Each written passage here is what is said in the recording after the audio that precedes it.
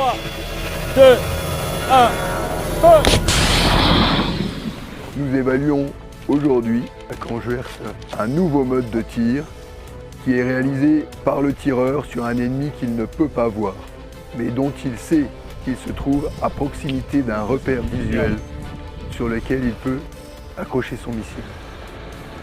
Nous allons effectuer 3 tirs du missile moyenne portée MMP sur un objectif masqué par un amère.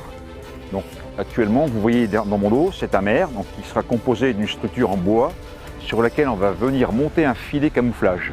L'idée étant de créer un écran de 10 mètres de haut. En fait, on considère un immeuble de 3 à 4 étages avec un objectif qui est derrière cet immeuble.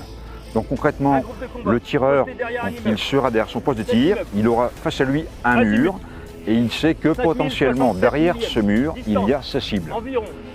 Le tireur va accrocher son missile sur l'amère. Donc on sera toujours dans le fonctionnement LOBL, Lock On Before Launch. 3, 2, 1, feu! Et en cours de vol, la caméra via la fibre optique nous envoie l'image du terrain, du champ de bataille, sur lequel on va trouver peut-être des objectifs qui étaient plus intéressants que ceux qu'on devait traiter au préalable, en l'occurrence une carcasse de char.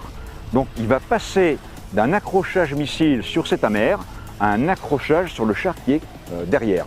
Donc avec le joystick, il va déplacer son réticule pour l'amener de cette façade vers le char.